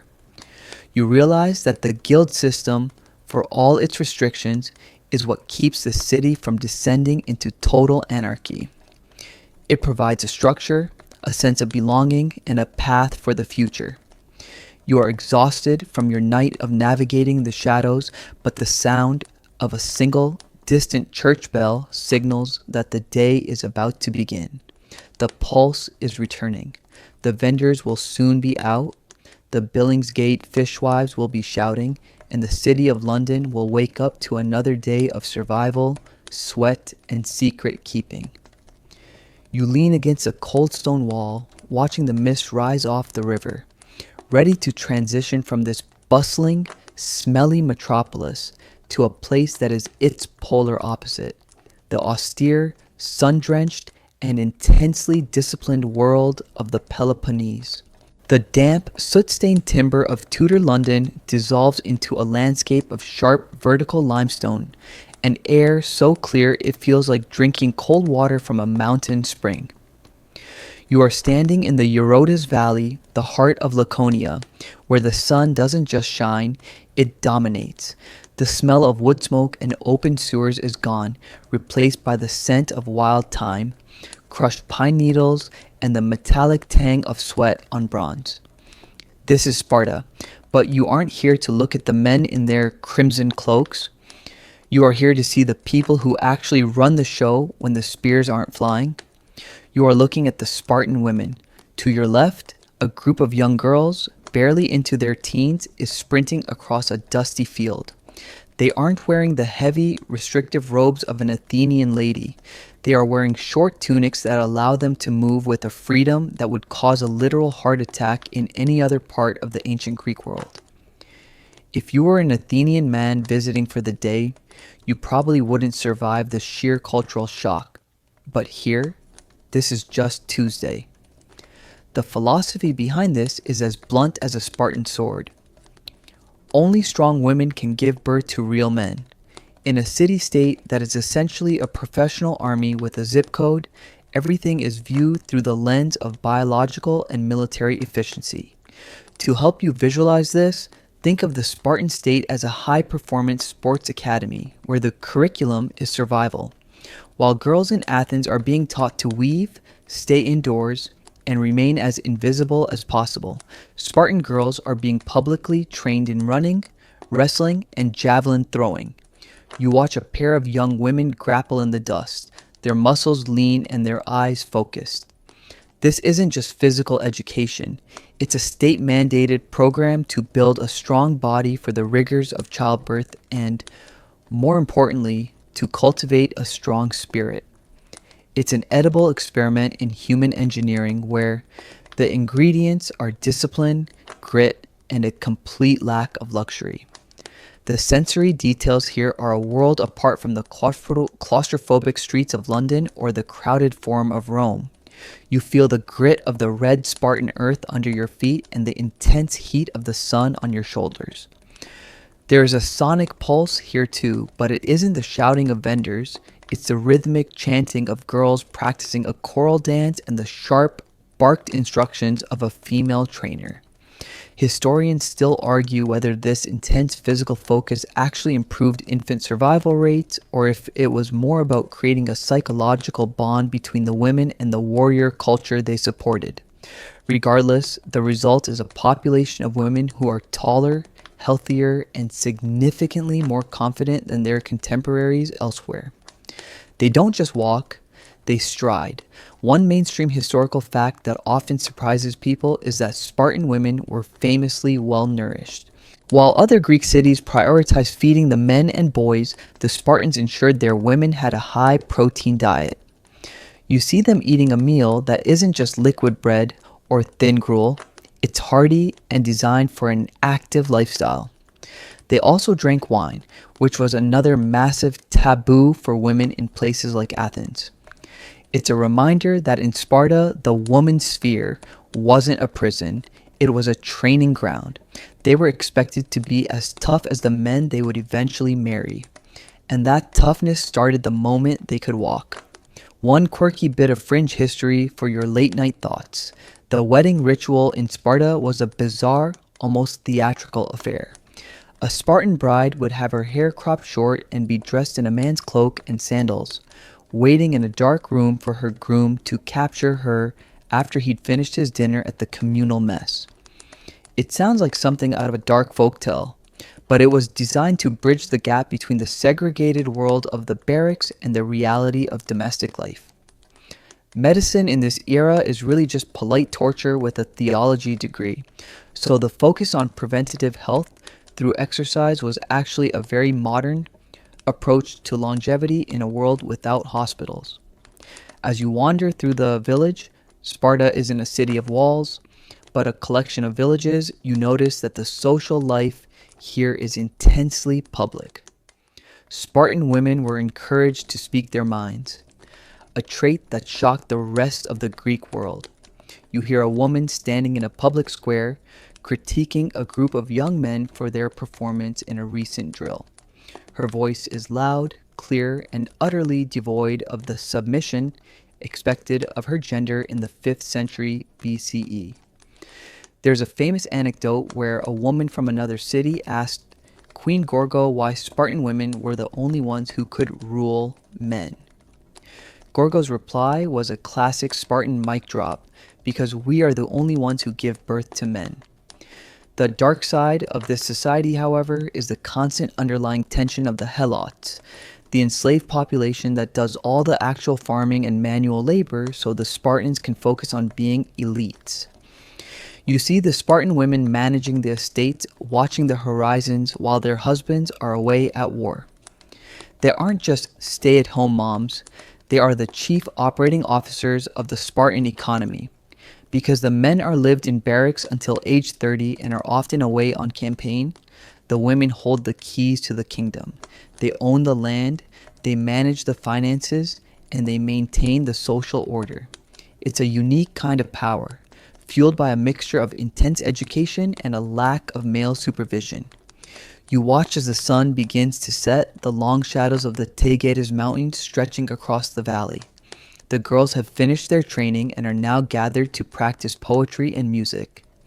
Yes, the strong Spartan woman was also expected to be literate and cultured in her own way. They weren't just jocks. They were the keepers of Spartan tradition. The sonic pulse of the evening is the sound of a lyre, and the clear, high voices of a choir singing a hymn to Artemis. It's a moment of surprising beauty in a culture known for its austerity. You realize that the strength of Sparta wasn't just in its shields, but in the minds and bodies of the women who ensured the next generation would be even tougher than the last. As the air cools and the scent of the pines becomes more pungent, you prepare to dive deeper into the intellectual and economic world of these queens of the Peloponnese, where literacy and land ownership were as common as a javelin or a choral dance. The cool evening air of the Eurotas Valley carries the sound of rhythmic recitation, a sharp contrast to the chaotic sonic pulse of Tudor London or the legalistic shouting of the Roman Forum. You are sitting on a stone bench near a Spartan gymnasium, and the edible experiment of the day is a mental one. While the rest of the Greek world is convinced that a woman's brain might actually melt if she spends too much time with the scroll, the Spartans are busy proving them wrong. You watch a group of young women engaged in a heated debate about a piece of poetry. They aren't just reciting lines, they are analyzing them. Their voice is confident and their argument structured. In Sparta, literacy wasn't a luxury for the elite, it was a tool for the state. They believed that if a woman was to manage an estate and raise the next generation of leaders, she needed a mind that was as sharp as her javelin. This education, incorporating literacy, poetry, and economic management, is what truly shocked the Athenians. To help you visualize the cultural gap, imagine an Athenian man's reaction. To him, a virtuous woman is someone who is essentially a ghost in her own home, seen as little as possible and heard even less. Then he comes to Sparta and sees women like the ones before you, standing in public, discussing philosophy and poetry, and looking him straight in the eye. It's, you probably won't survive this reality check for his ego. Historians still argue whether Spartan women were empowered in the modern sense or if they were simply high functioning components of a totalitarian machine, but as you listen to them, the distinction feels almost academic. They possess a self assurance that is palpable, a strong spirit cultivated as carefully as their physical strength. The sensory details of this intellectual life are surprisingly rich. You smell the dry, earthy scent of papyrus and the faint aroma of the oil lamps that allow the study to continue into the twilight. Unlike the itchy wool of London, the Spartan women wear simple, clean linen that feels light against their skin, allowing them to focus on the task at hand. You hear the sonic pulse of their poetry, the meter of Tertius or the lyrical fragments of Alcman. They weren't just consumers of culture, they were often its creators and keepers. One quirky tidbit for your sleepy imagination. Spartan women were famous for their Laconian wit, a style of speaking that was blunt, brief, and devastatingly clever. If you tried to outtalk a Spartan woman, you'd likely find yourself verbally dismantled in 3 words or less. It's the ancient version of short and sweet, only with a lot more bite. The mainstream historical fact here is that Spartan women were among the few in the ancient world who could legally own and inherit land. By the late classical period, it's estimated they owned nearly 40% of the territory in Sparta. You see this power in action as a woman directs a group of helot workers. She isn't just a housewife, she's a CEO managing a complex agricultural enterprise. While the men are off living in the barracks or fighting on the frontiers, the women are the ones keeping the alarm clock of the Spartan economy ticking. They understand the blood pressure monitoring system of the state, the delicate balance between resources, labor, and military readiness. This economic literacy was part of their core curriculum from a young age, ensuring that the wealth of the family didn't evaporate while the husband was away at war. One quirky fringe tidbit: because Spartan men were so often absent, the women developed their own social networks and cultural circles that were entirely independent of male influence. They held their own festivals and honorary ceremonies, celebrating female achievement in a way that was unique in Greece. Medicine in this era is really just polite torture, with a theology degree, but the Spartan focus on a balanced education, mind, and body meant they were often better prepared for the psychological stresses of their high-pressure society than their peers. They were taught to be icons of the state, but they were also taught to be individuals who could stand their ground. As you watch the stars begin to poke through the deepening blue of the Peloponnesian sky, you realize that the Spartan education system created a woman who was a bit of a glitch in the ancient Greek matrix. She was too loud, too educated, and too independent for the comfort of her neighbors. Historians still argue whether the decline of Sparta was partially due to the extreme concentration of wealth in the hands of these women. But in the moment, it just looks like a society that actually valued half of its population. You hear the final notes of a choral song fade away, replaced by the chirping of crickets in the tall grass. The dark side of this literacy and power was the pressure it placed on them to maintain the perfect Spartan image. There was no room for weakness, physical or intellectual. A woman who couldn't manage her estate or who showed too much grief when her son died in battle was seen as a failure of the system. It was a culture of tough love taken to its absolute extreme. You see a mother saying goodbye to her son as he prepares for a training mission, her face a mask of stoic resolve. She doesn't cry, she reminds him to come back with his shield or on it. It's a modern comparison that's hard to swallow. Like a parent today telling their kid to come home with an Olympic gold or not to bother coming home at all. As we ease into the final hours of the Spartan night, the transition begins. The sharp, disciplined world of the Eurotas Valley starts to blur, the smell of pine and stone fading as we travel north and west. We are heading toward the rugged coastlines of the Adriatic, to a world that is just as fierce but far more opulent. We are moving from the barracks and gymnasiums of the Peloponnese to the hill forts and trading posts of the Illyrian nobility. There, the status of women and the source of power will take on a different, more shimmering form, one made of gold, amber, and the control of the ancient seas. You close your eyes, the Laconian poetry still echoing in your mind, and wait for the sonic pulse of the Adriatic waves to guide you to the next chapter of your journey.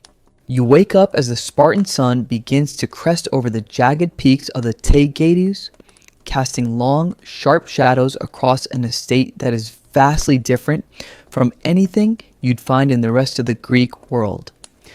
This isn't just a farmhouse, it's an economic powerhouse.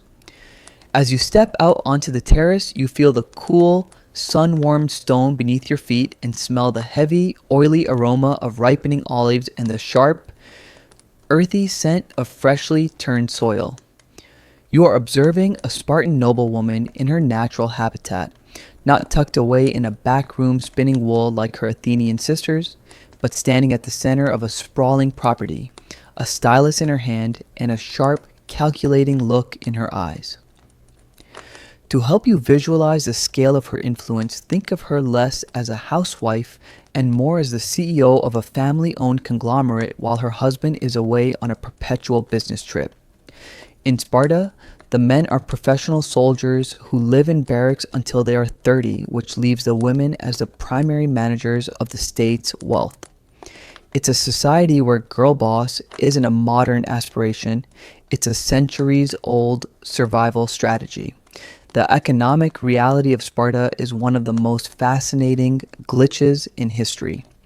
While other Greeks were busy minting beautiful silver coins with owls or gods on them, the Spartans decided to use heavy, cumbersome iron bars as currency.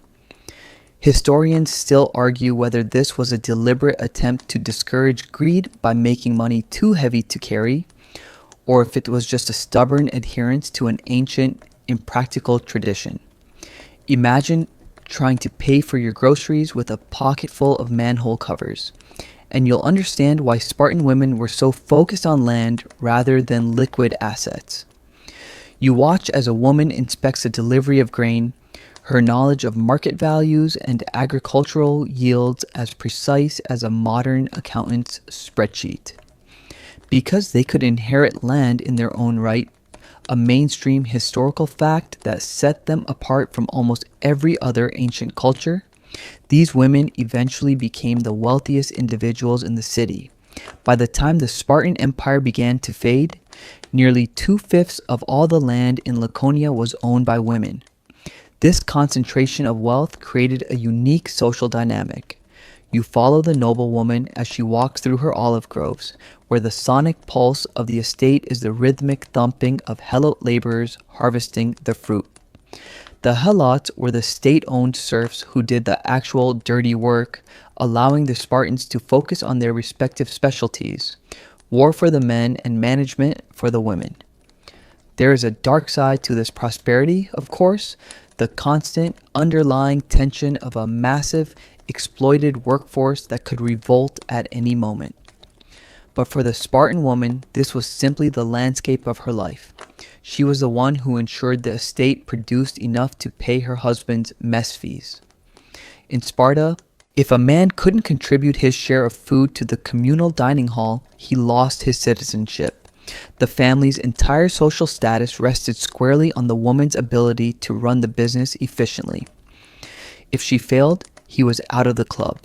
It's like your membership to a high-end gym being tied to how well your spouse manages your 401k, one quirky fringe tidbit for your late-night thoughts.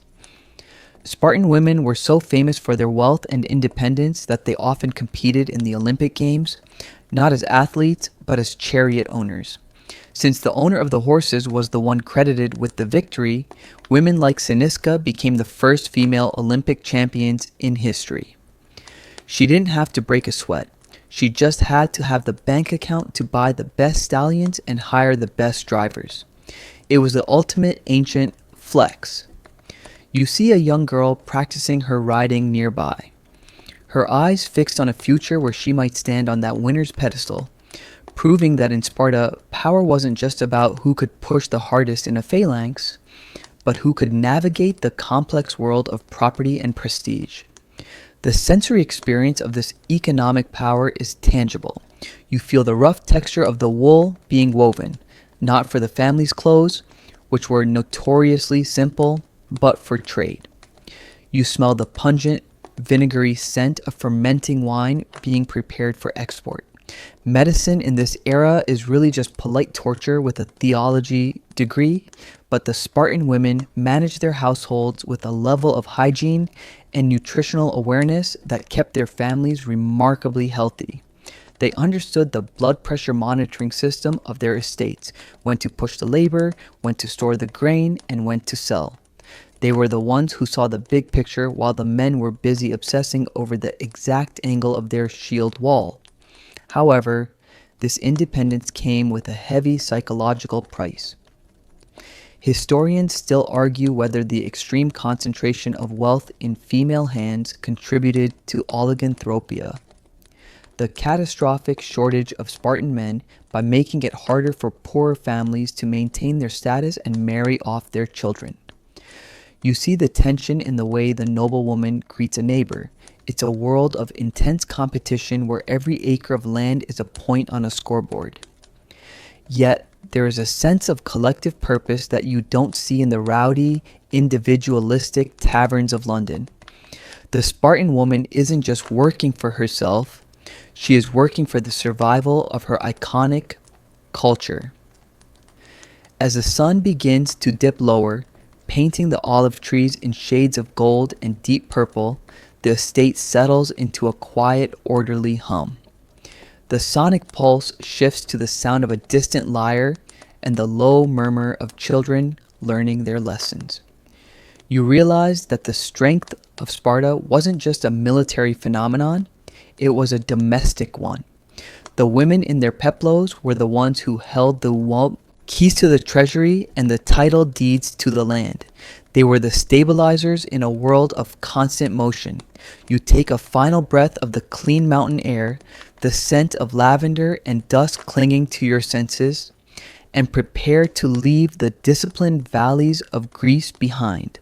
We are moving now, drifting away from the Eurotas and traveling across the turquoise waters of the Ionian Sea toward the rugged, mist-shrouded coastlines of the ancient Balkans. The atmosphere is changing again. The austerity of Sparta is being replaced by something more opulent, more mysterious, and deeply connected to the trade routes of the north. We are heading into the land of the Illyrians, where power isn't measured in iron bars or olive groves, but in amber, gold, and the control of the mountain forts. You feel the gentle sway of a ship beneath you, the sonic pulse of the waves against the hull acting as a bridge between the world of the Spartan landlord and the world of the Illyrian noble. The transition is seamless, a slow fade from the disciplined sun to the glittering, dangerous beauty of the Adriatic frontier. The sharp geometric order of the Spartan estate dissolves into a wilder, more vertically aggressive landscape. You are no longer in a valley, you are climbing. The air is thinner here, tasting of salt spray, wild sage, and the cold, damp stone of the Dinaric Alps. Below you, the Adriatic Sea stretches out like a sheet of hammered turquoise, but your focus is upward, toward the Gradina. These are the hill forts of the Illyrian nobility, the ancient elite of the Balkans who turned the rugged geography of their homeland into a fortress of commercial power. As you trudge up the narrow, winding path, you feel the weight of the history etched into these limestone ridges. This isn't just a hike, it's an ascent into a world where power is measured by how much of the horizon you can claim. The sonic pulse here isn't the rhythmic chanting of Spartan girls or the shouting of London vendors. It's the whistle of the wind through the high mountain passes and the distant, rhythmic clanging of a blacksmith's hammer echoing from within the walls of the fort. You reach the summit and stand before the massive dry stone walls of a Gradina. To help you visualize this, think of these forts not as medieval castles with tall spires, but as ancient, sprawling, gated communities carved directly into the mountain spine. They are the ultimate blood pressure monitoring system for the region's trade. From this height, the Illyrian nobles could see every ship entering the Adriatic and every merchant caravan snaking through the valleys. They didn't just live here, they controlled the flow of the world's most precious commodities. Historians still argue whether the Illyrians were a unified collection of tribes or a loose confederation of protection rackets that occasionally collaborated when a common enemy appeared. Regardless of the labels, as you watch a noble survey his domain, you realize that in this world, authority is synonymous with visibility.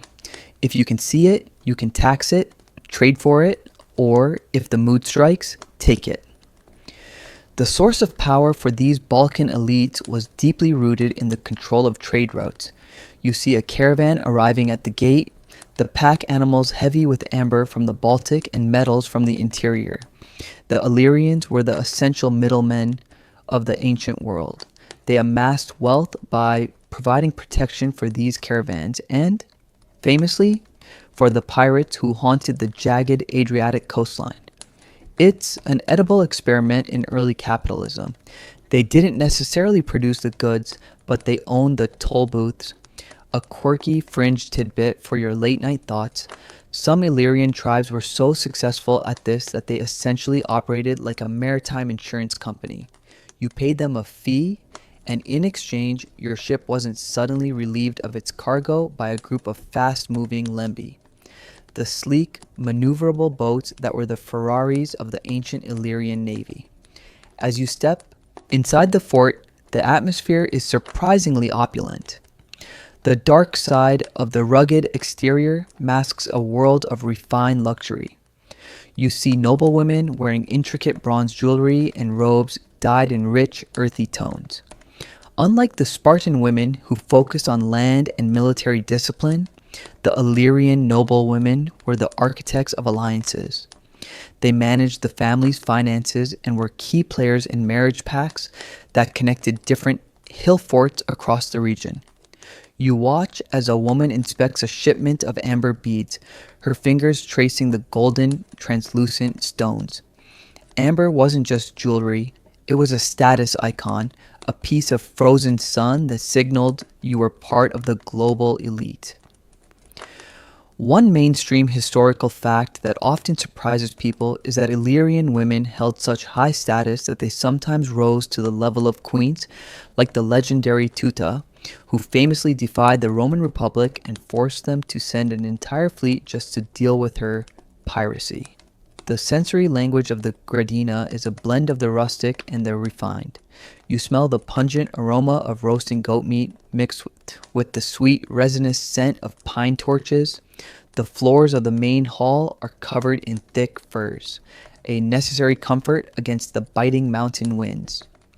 Medicine in this era is really just polite torture with a theology degree, but the Illyrians were known for their knowledge of herbal remedies and the magical properties of the minerals they mined.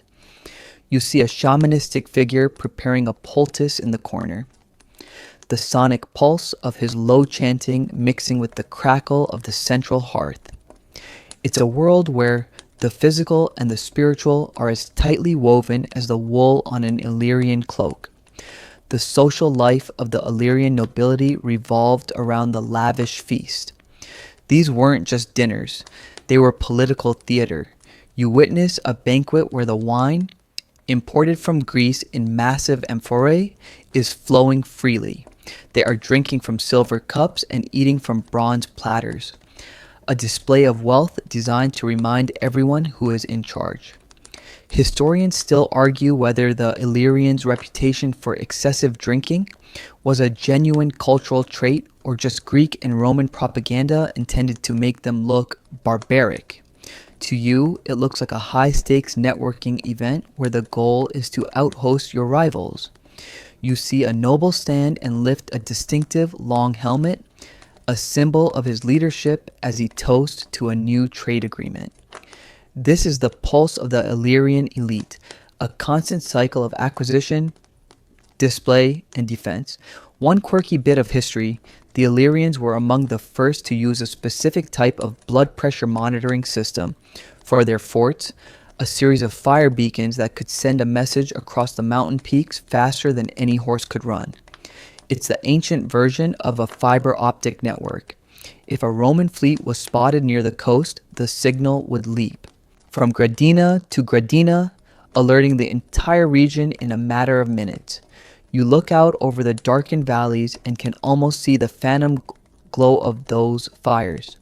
A reminder that even in a world of tumuli and amber, technology always finds a way to serve the powerful. As the feast winds down and the mountain air turns truly cold, you realize that the Illyrians were the bridge between the Mediterranean civilizations and the wilder heart of Europe. They were a people of the edge of the sea, the edge of the mountains, and the edge of the known world.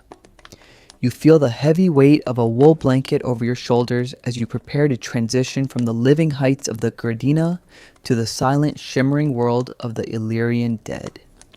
We are moving toward the final ritual where the gold, the weapons, and the status of the nobility are buried beneath the earth to wait for eternity. The transition is a descent, a quiet glide down the mountain toward the burial mounds that line the ancient roads, where the story of the Illyrian elite finally meets the silence of the soil. You are standing in the center of a bustling Illyrian workshop, a place where the sonic pulse is the rhythmic, metallic song of hammers striking bronze and the delicate tinkle of amber beads being sorted into cedar boxes. The air is thick with the scent of charcoal, hot metal, and the sharp, piney aroma of fresh resin. This is the heart of Illyrian fashion and power. Here, the status icons you've seen worn by the nobility are forged and polished. You watch a craftsman meticulously beating a sheet of bronze into the shape of a distinctive long helmet. This isn't just a piece of protective gear, it's a crown of the mountains. With its high, flared crown and sleek cheek guards, it makes the wearer look taller, more formidable, and undeniably elite. To help you visualize the effect, think of it as the ancient equivalent of a power suit and a crown combined. A piece of wearable architecture that screams authority before the wearer even opens their mouth. The true shimmer of the Illyrian elite, however, comes from the trade in amber and gold. You pick up a piece of raw amber and it feels strangely warm to the touch, almost like it's vibrating with ancient energy. This gold of the north traveled down the amber road from the Baltic Sea through the rugged passes of the Alps just to end up as a necklace around the neck of an Illyrian noblewoman. To the Illyrians, amber wasn't just a pretty stone, it was a physical manifestation of the sun's power, believed to have healing properties and the ability to ward off bad vibes or evil spirits. Historians still argue whether the Illyrians dominated the amber trade through sheer military force or if they were simply the most efficient logistics managers of the ancient Adriatic. Regardless, the wealth it brought was staggering. You see gold foil being applied to bronze fibulae, ancient safety pins, turning a functional item into a glittering display of commercial connections. One mainstream historical fact that adds weight to this opulence is the sheer volume of Mediterranean goods found in Illyrian sites. You see a pile of Greek pottery and Italian glassware being traded for Illyrian silver and slaves. It's a reminder that these hill people were deeply integrated into the global economy. They weren't just isolated mountain dwellers, they were the influencers of the Balkans, setting the trends for the interior tribes.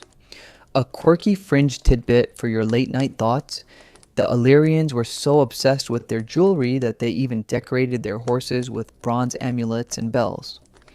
Imagine a noble riding through a mountain pass, the sonic pulse of his arrival preceded by a rhythmic, metallic chiming that echoed off the limestone walls. It was the ultimate ancient flex, ensuring that everyone within a mile knew that someone important was approaching. The role of fashion in Illyrian power was also deeply gendered, but in a way that empowered both sides. You see a noble woman supervising the stringing of a massive amber collar. This wasn't just a hobby, it was a way of storing and displaying the family's liquid assets. In a world without banks, wearing your wealth was the most secure way to keep an eye on it. These women were the chief financial officers of the Gradina, and their jewelry was their ledger. Medicine in this era is really just polite torture with a theology degree, but the Illyrians believed that wearing specific types of metal and stone could influence your health.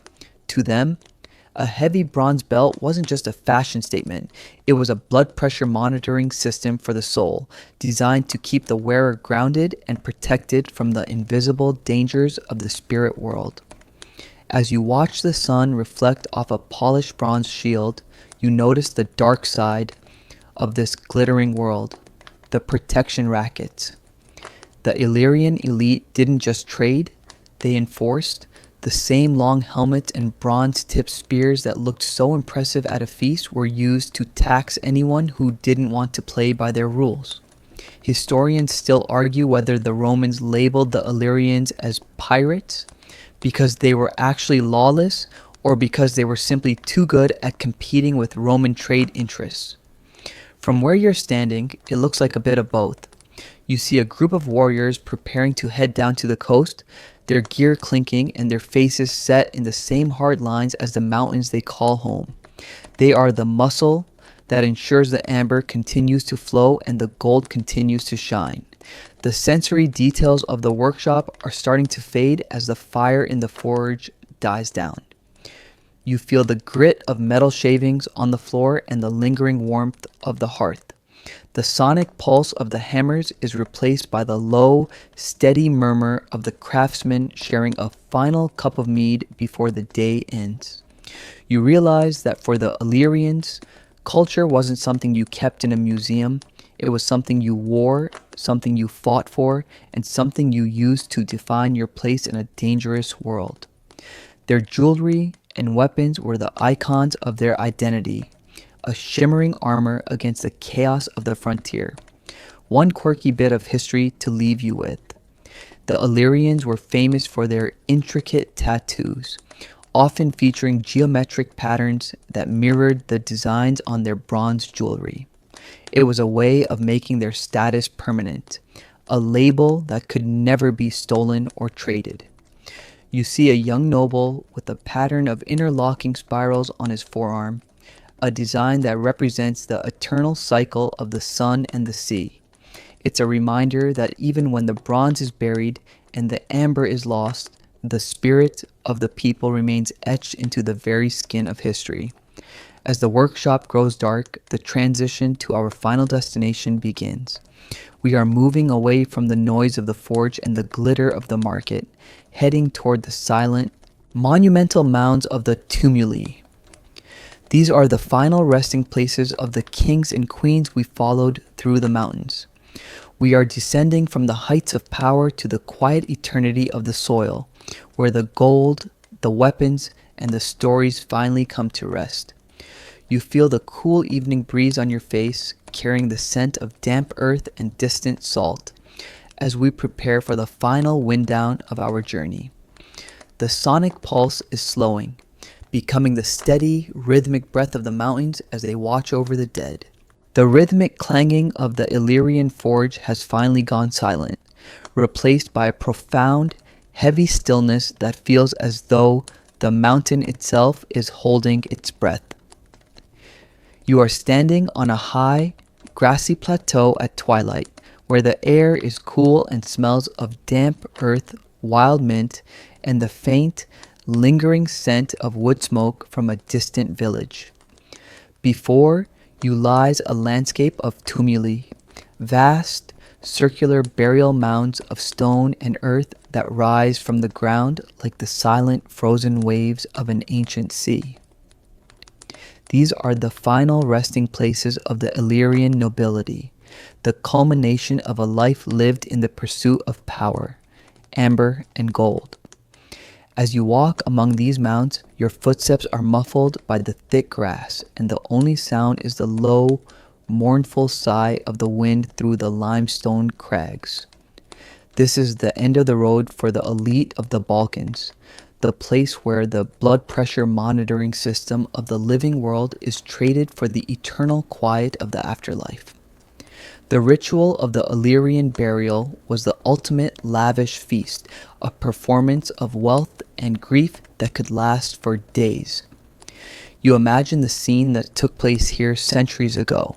The entire tribe gathered, the air filled with the sonic pulse of ritual wailing and the rhythmic thumping of drums.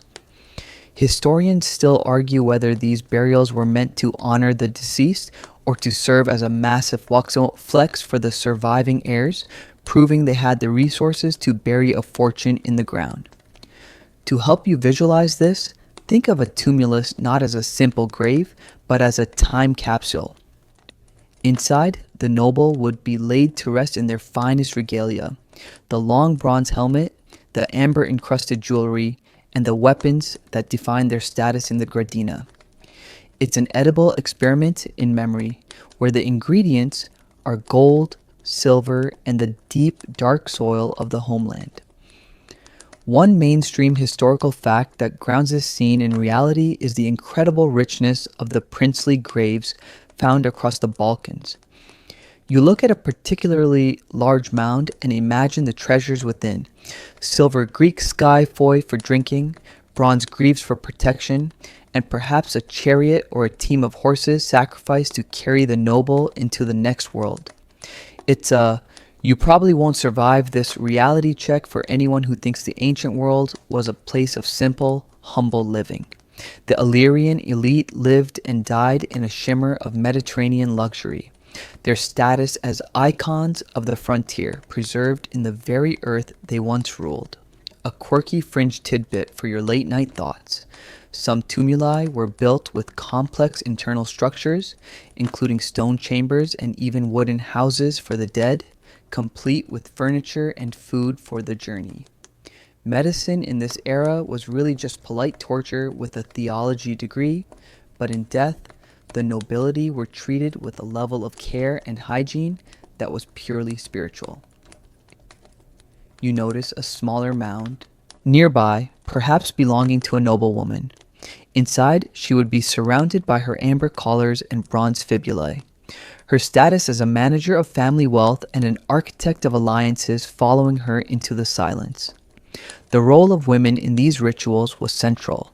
They were often the ones who prepared the body and ensured the proper offerings were made to the gods of the earth and the sea. The dark side of these mounds is the reality of grave robbing, which began almost as soon as the last stone was placed. Many of these tombs were looted in antiquity, their gold melted down and their amber sold in distant markets. Yet, even empty, the mounds remain, a permanent scar on the landscape that says, "We were here and we were powerful." The sensory language of the plateau is shifting now. The last of the light is fading from the Adriatic, and the sky is a deep velvety indigo. The sonic pulse of the wind has softened to a whisper. You feel a sense of profound peace here, far from the rot of Rome, the stench of London, or the discipline of Sparta.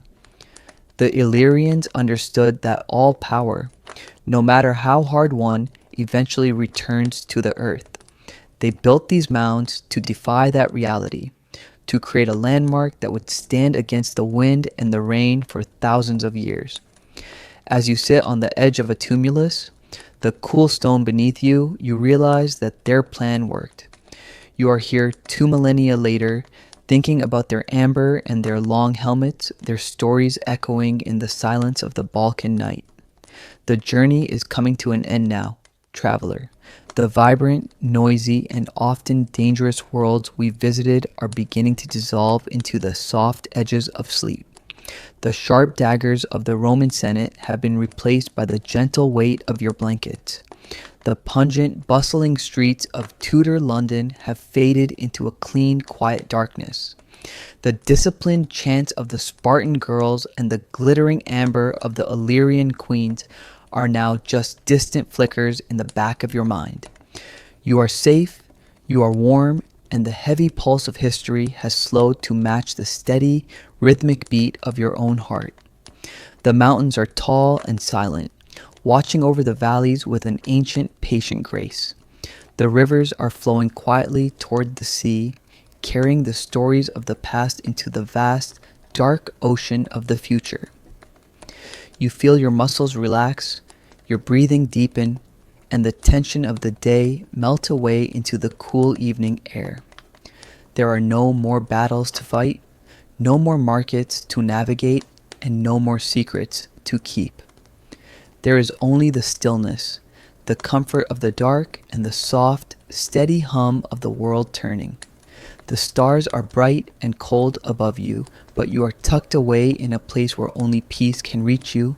Let the images of the past, the marble, the timber, the bronze, and the gold flicker one last time before they fade into the soft gray mist of dreams. Sleep now, knowing that the journey was long, but the destination is rest. The world is quiet. The fires have burned down to glowing embers, and the night is yours.